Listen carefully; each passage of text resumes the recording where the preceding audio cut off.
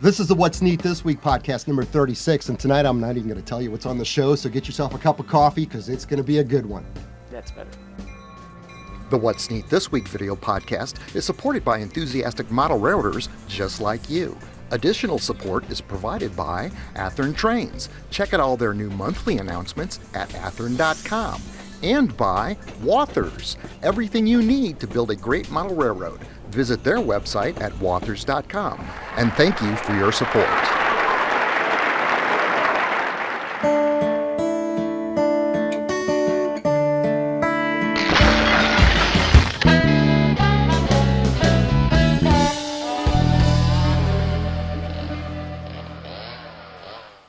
This is the What's Neat This Week podcast number 36 for May 19th, 2018. I'm your host, Ken Patterson, the host of the What's Neat show over at Model Railroad Hobbyist Magazine. And tonight I've got with me Daniel Coombs and Michael Budde. We've got Dirk on camera number 1, and I've got Joshua Barton on camera number 2. Thank you guys for helping along with this. And tonight I'm going to start out right away with the latest news, like I always like to do. And first of all, James Wright talked about the new NCE system on his website this week on his YouTube channel, and I really enjoyed watching that video because it's a system that I need to learn about because we've made contact with NCE and are planning on acquiring a system that's equivalent to what the Digitrax system was that we've always used down here. And I'm going to parallel wire them and learn how they both work so I can understand them completely. We can all enjoy them and kind of learn something new. I look forward to that. Also on James Wright's website, he had this brand new Athearn SD70M. Is that what it is, Daniel? Okay. And we've got one, in fact, right here on the table, so I don't even need to use James's material from the website this month, Dirk. And also, if you'll look, we might just happen to have James Wright here in the room with us right now. How about that? And we've got a lot of fun folks that have come by tonight. Thank you very much for helping out doing the show, guys. Yeah, and Dirk swung James Wright, welcome to the show, brother. Welcome, James. Thank you. First time in digital presence. Right. Obi-Wan. Obi-Wan. So, James, as I was saying, this SD70 from Athearn is a pretty hot model. Tell us, what did your review reveal about this beautiful model? We've got 4014 right here, which is the same number as what the big boy is going to be when it comes out. Well, the latest version that I have on my channel has the PTC antenna array. Athearn continues to release different variations of these SD70Ms. As they should, because there's a lot to cover out there on the real railroads. Yellow sill versus red sill. As people probably know with UP, the earlier versions are red sill, later versions are yellow sill. So the one that was on my channel had the PTC antenna array and the yellow sill, showing some of the most modern variations of the SD70M on the Union Pacific. I know, nobody said anything because that's amazing. I cannot believe the stuff that they do. The word you used was they keep incrementally, what was the word? They keep improving the models? Yeah, over time, a continuous improvement process is kind of what it's called in business, and they continue to improve the models and put out variations of the models as they should be by using the molds that they have to really cover all the variations on the real railroads. And they're even going farther with the paint schemes now because our sponsor Athearn asked me to mention the SD70 ACE diesels. And the one cool thing about this locomotive is the C&O locomotive. That's one where I guess some graffiti folks in the middle of the night might have painted this locomotive, and it remained painted that way for about 4 months. And Athearn is accurately representing this model. Wow. And you can't take a regular CSX model and repaint yours this way. How come? Because on the rear of the unit, the handrails are on the left side of this Bandit unit getting painted up, whereas all the CSX handrails go up on the right side. And Athearn got it right. So if you take your CSX engine and try to convert it, you got to re-drill out all the rear handrails and pull them out. And so, yeah, so just don't do that. You can just get this one already made. But it also comes with Tsunami 2 sound, and they've got LED lights in it, James, which I'm sure you really appreciate the fact that these lights really light up the front of the locomotives now.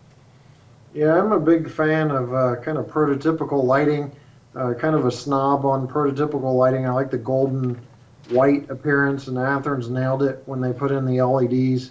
And it does, it lights up the rails just like it would on the real train. So very nice lighting from Athearn. I think they're doing a good job. Obviously, another improvement by adding the LED lights to begin with. No, that's awesome, brother. So what have you been working on? Every time I see one of your videos, your layout keeps improving. It looks like you've been adding to it. You yourself are learning a lot about modeling as you go on this videotaping YouTube adventure, aren't you? Yeah, right now I'm actually taking a break from videos, but you can't tell by the videos online because they're still releasing every week. But about a month and a half ago, I thought that I might be gone for my job for a while, so I decided to record a bunch of videos. And then now that I've got all this time off from the reviews, I'm actually adding a country road scene to my layout. So I've ordered all this stuff. I'm actually going to kit bash or if you want to call it that, these railroad crossbucks, add a stop sign on. And some companies like Small Scale Innovative already have those, but then there's another smaller sign below the stop sign that talks about, look both ways or directional traffic that I'll be adding on to those. I'm going to have to pave another road and make a whole nother scene on my layout so viewers get a little bit of variation from just the bridge scene over and over again or the car shop scene. Or the scene right off the roundhouse. So just trying to add scenes to make variations, but there's also a move scheduled here in 2 years. Pretty sure where I'm moving to, but not going to announce it yet, nor does any of my viewers know I'll be moving. So Well, they know it probably now. That's our Yeah. secret. We'll keep it a secret right here on this show. Yeah, just this show exclusively. They'll figure it out eventually. Yep, but there's one more move, and then I can start. Well, actually, two more moves. One move will be a temporary residence in a town, and one more move to my forever home, where I'll be able to start on my permanent layout. Nice. Now, do you have a favorite part on this layout, and is that the part you use for video most of the time? I do have a favorite part. It's the bridge scene, but I don't use it the most for videos because it kind of has a distance, and the bridge girders kind of I think that's what they're called, kind of get in the way of the trains that I'm trying to show. So I end up using the car shop scene a lot. But also with this time off, it gives me more time to advance in the hobby because I'm coming up on my 9th year in the hobby. And, most people that are as busy as I am on the layout would actually be improving more, where I'm spending a lot of time with reviews. So it's kind of nice to have this time to make this new scene, which will probably be the main scene because it won't be too obstructed. It'll be close, and it should look pretty decent in appearance to have some nice run-bys at the end of reviews. That's cool now. Hey, Mikey, I see you brought some cars here. One of them looks like a Matchbox. What do you got going on today with automobiles, Mike? Well, that one truck there is the old Matchbox number 48 Dodge dump truck. I've had that ever since it was new, probably in 1965. But I always thought it was pretty realistic looking, and I always wanted to try to detail one of them out. So I didn't really want to cut up my old model from when I was a kid, so I bought another one off the internet and swapped out the wheels for it with some that I had resin cast. Added mirrors, painted the front to look a little more realistic, and added mud flaps and license plates and stuff to the back. So that's just a little transformation of the Matchbox truck. The other two pickup trucks are from our friend Jan, Mad About Cars on Shapeways. They're two pickup trucks. The blue one is a 1960 Chevrolet truck that I've always wanted to see in HO scale. It's got the unique bubble nose hood. Some people call it bubble nose. But the orange one is a 1966 model. I painted it from Missouri Pacific Railroad. The blue one I ordered in the the most expensive print. I don't know what it's called, FED or FUD, but the most expensive print I would say is always worth it when you order any kind of 3D vehicles, because you'll save yourself a lot of time, a lot of work. And the front of that blue truck, I didn't do anything to it except dish the headlights out and paint them with the Molotov marker to give them silver look. So the detail on some of these 3D prints has really come a long way. So anyway, that's really all I got going on. I'm speechless about that pickup truck, brother. That is just the crispest, cleanest, most detailed front end. Now, Dirk, what's going on with these things on the table? These blue, what is that? This is called Ken Patterson, Don't Throw Anything Away. Yeah. Okay, I will come over here and I will find stuff that's laying in the trash. So he decided here, and he gives me what's left over from his paper mill kit.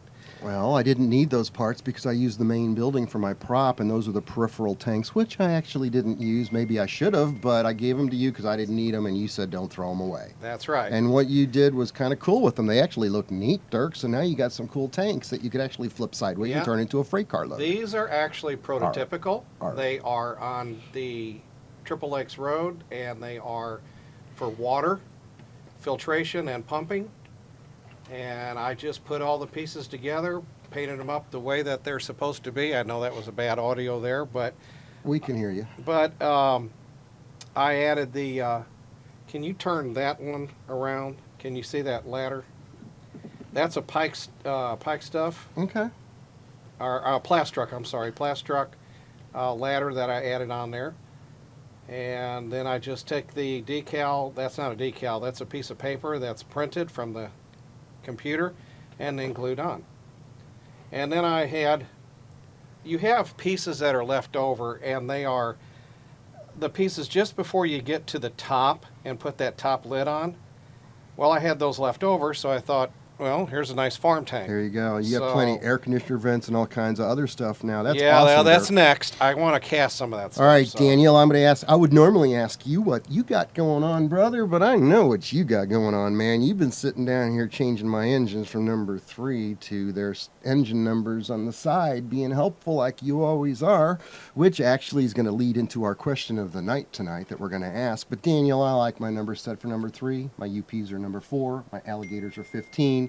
I like to set my trains up that way. Now I realize the rear headlights are lit on the second or third unit, which when Athearn asks me to make those changes, I will consist them appropriately.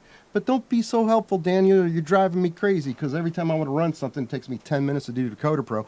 I told you I was going to chew you, but here's the point. Dave Davis, poor Dave, you were so helpful to Dave Davis. You took his Sioux Line locomotives and reprogrammed them. God bless you, Daniel. To number 533 and the other number on the other side of the cab. But poor Dave, I gave him a Bachmann Easy Command DCC system. Easy Command. So you got to have number 1 through 10.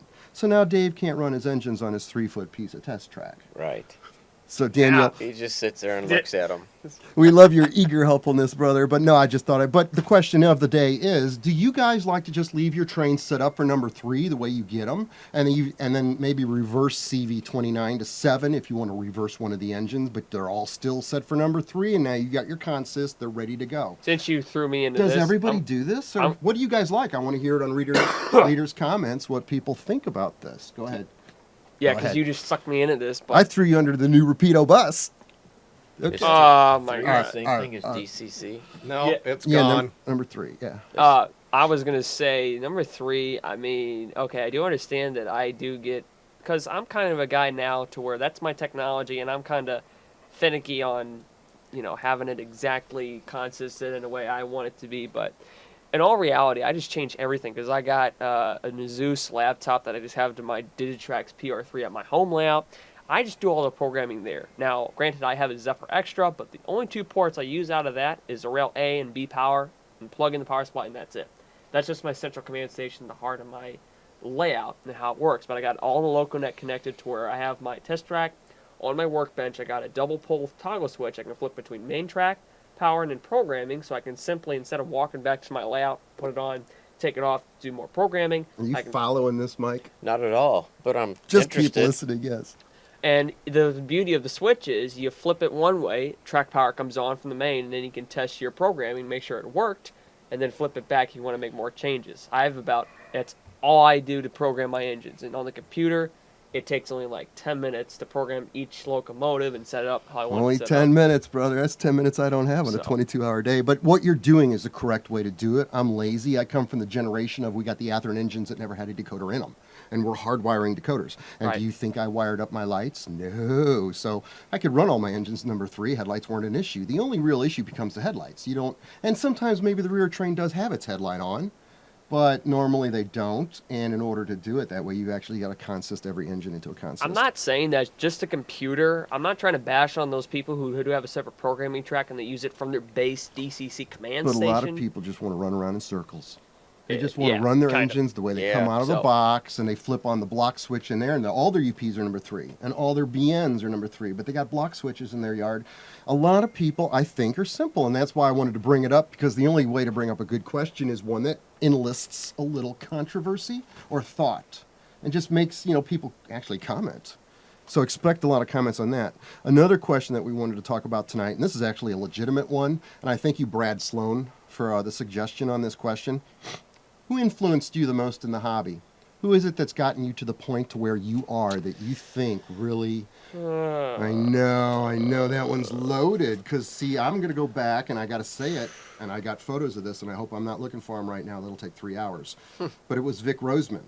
And I said that in my history video, where Vic Roseman took models outside to shoot the December 2015. 1979 Walthers catalog, the 1979 Walthers catalog by Vic Roseman in O-scale. And that picture influenced me. So Vic Roseman influenced me. He was a pioneer with the pinhole. To me, that pinhole was lens, why I do wasn't my he? outdoor photography the way I do, is because he showed me the light, the sunlight on models. Yeah. So, I mean, never mind Malcolm Furlow. He was an influence, and of course John Allen. But go ahead, Daniel, give it a shot. I hope this is okay. 3 years old. My parents just let me watch Thomas and Friends on the channel, well, here on the local station, KETC Channel 9, which is, again, the local channel here in St. Louis, but I'm sure it broadcasts throughout So the U.S. Thomas, you're saying Thomas got you into trains? Yeah, Thomas, a and lot just... influenced you. And then my dad just kind of set up a little wooden table. That's a huge influence. And then- Ask Bachman about that. And then fast forwarding now to make it brief, 6 years old, I walk down Christmas morning, and the first thing I see is a big old box, a big old present. The parents are like, "Don't open that!" And I open it. Athearn TSX model train set with Bachman Easy Track, extra track pack with Michael Gross hosting on how to build your first 4x8 layout. Michael Gross. Yes, Michael Gross. How much we love him. I hope he coming to the Prototype Monitors meet this year, Mike.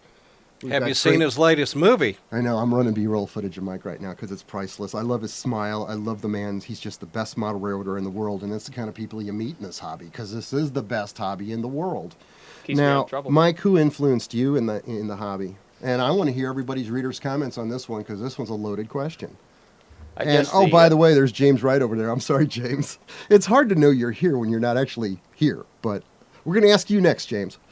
I guess the early model railroader authors from when I was a kid, like Gordon Odegaard, Lynn Westcott, but anybody that wrote magazine articles that I looked at when I was a kid, I thought they were really realistic. One of the first modelers that really blew me away was a local guy in St. Louis his name was William Clauser. He did a lot of quarter-inch scale streetcars, and he took them out yes. outdoors. He did a lot of I remember that. legal models also. There's good And, money in that. I like those. Anyway, he was the first guy. I think he's passed away now, but he was the first guy that really It's just really neat amazed that me. you brought up a local, somebody that you actually met, because all the people I brought up are the people that were in publications. And that was all we had to influence at the time, was either craftsman or model railroader. That's all we had before the diversity of the internet, where you could have so many more ways to attire information like you've got with this show. Now, how about James? James Wright, tell me what your thoughts are on that, brother. So for me, it was my cousin who got me into it by sending me an Athearn set. It was an Athearn NASA switcher, Bowser hoppers, and an Athearn caboose, along with a Atlas 3-function DCC controller. It had F0, 1, and 2. Oof. And I thought it was just, it was Greek to me. I could not figure it out, so I flew my cousin out, and he helped me figure it out, set up a layout in my third-car garage in California, and then went to see actually 844, the real steam locomotive from Union Pacific, while I was visiting, and I think that's when the bug kind of bit.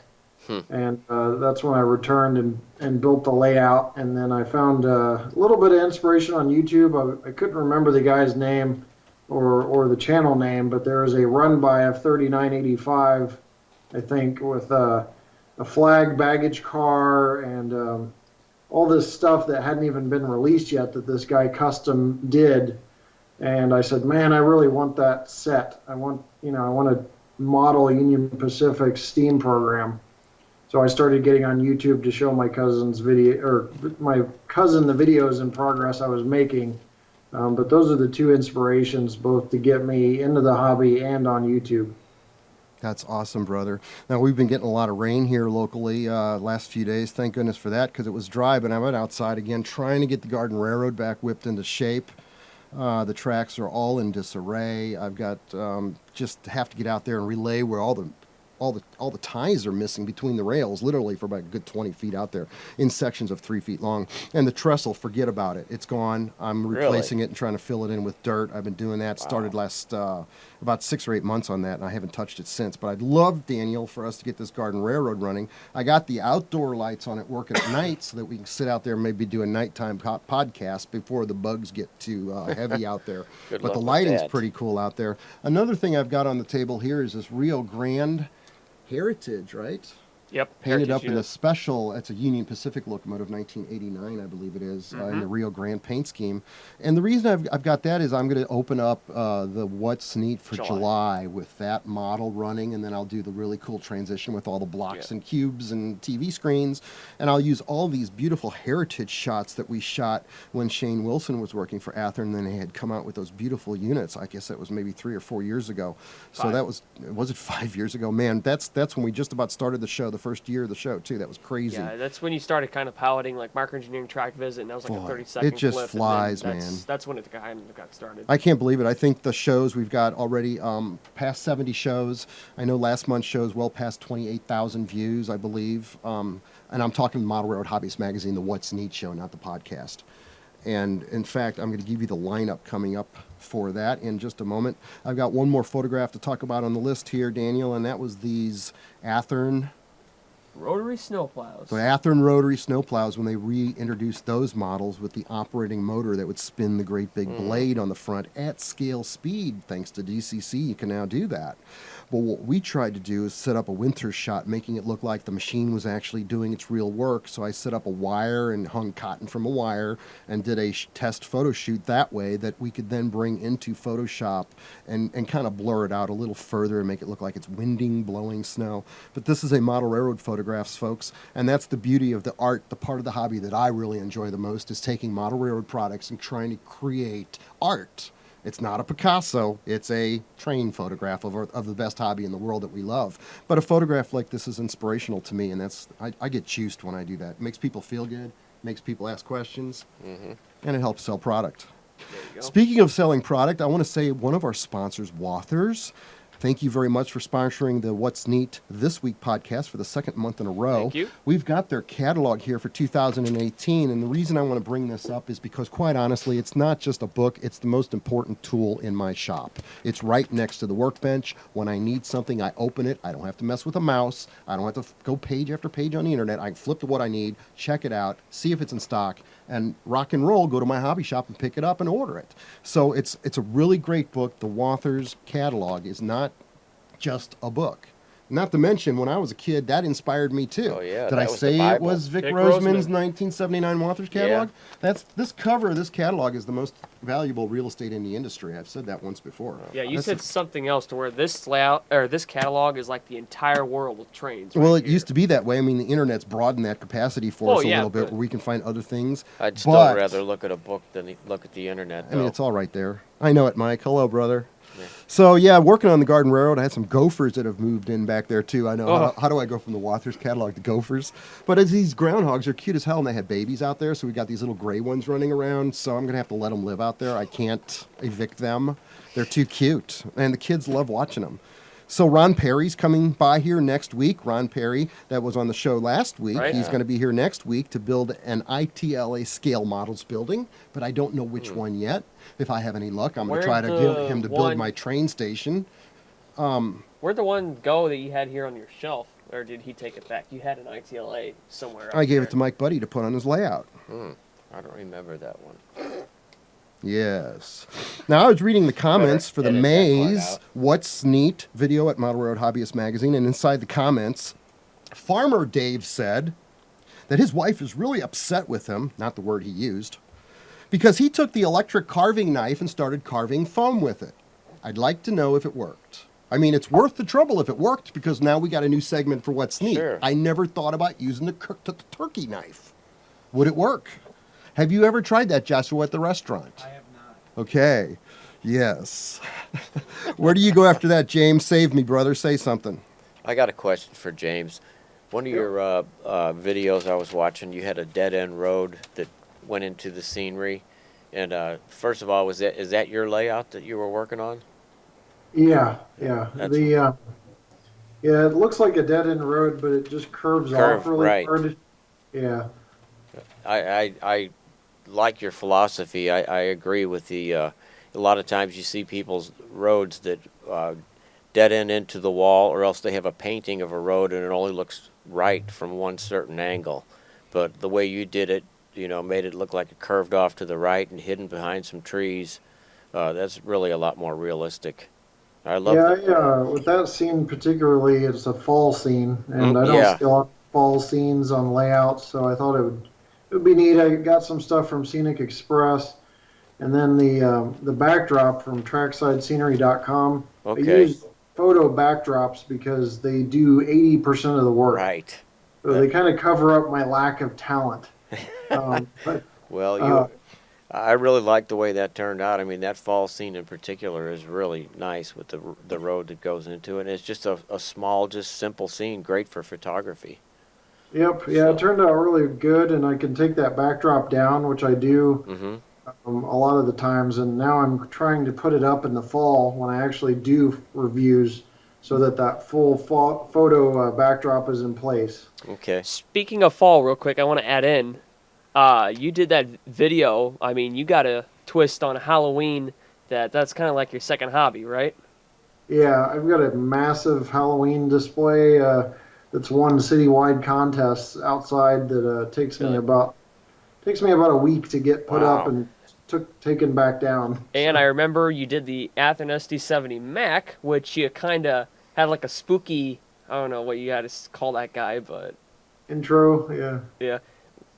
So I thought that was kind of like you're like saying something, and then it's like the crowd's telling you there's something behind you, and you look, and then there's this creepy guy just like Oh yeah. looking at you. So Oh yeah. Okay. I did the special Halloween intro, and I had a couple props to use for that, so it was James, fun. you're awesome, brother. We love having you on the show.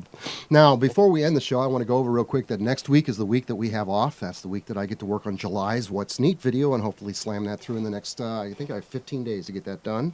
Hey, Which you'll pull shouldn't be through any it. problem. But so far, the Maze video has been getting, like I said, great views.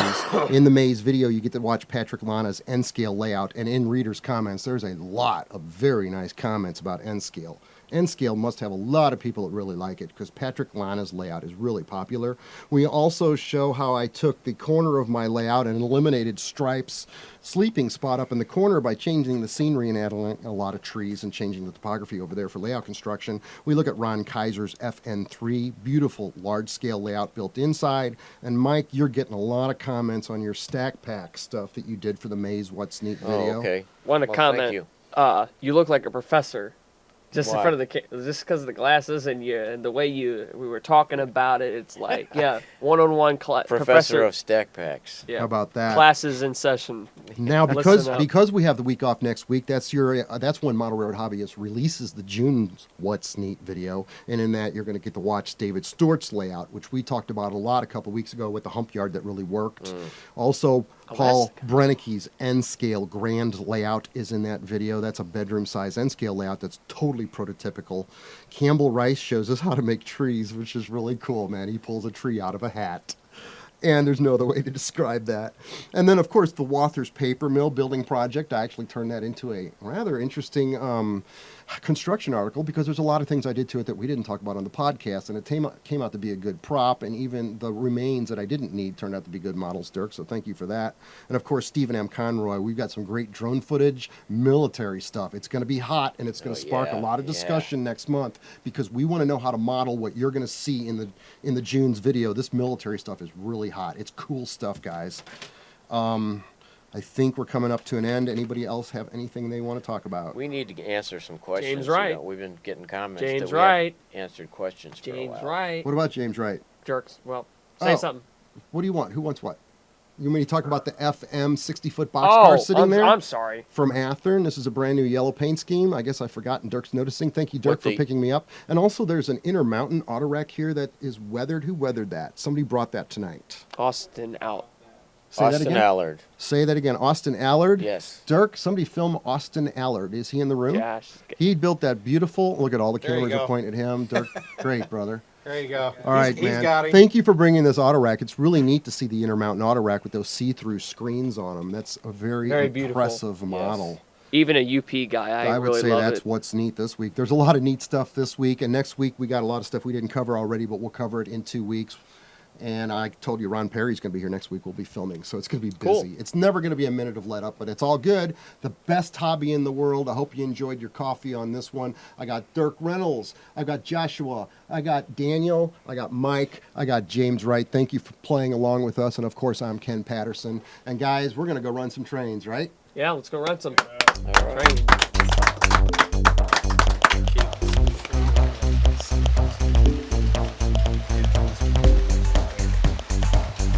Once he saw that hit, he was like, oh, man. Looks even better next to this one. Probably that's bad. There's the Ichabod on the other side too.